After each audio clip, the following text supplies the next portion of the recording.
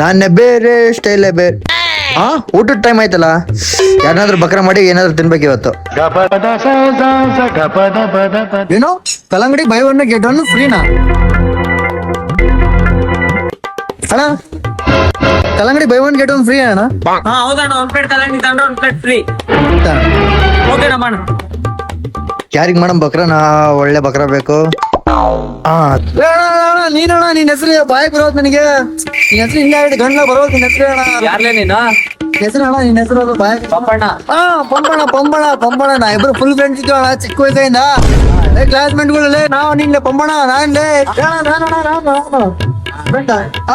ಏ ಬಾ ಕಲ್ಲಂಗಡಿ ತಿಮ್ಮನ್ ಬಾ ಇಲ್ಲ. ಏ ಕಲ್ಲಂಗಡಿ ಐಲಾಟ್ ನಂಬರ್ ಒನ್ ಇಲ್ಲೇ ಬಾ ತಿಮ್ಮನ. ಹಾ ನನ್ ಕಲ್ಲಂಗಡಿ ಹಾ ಸರಿ ಅಣ್ಣ.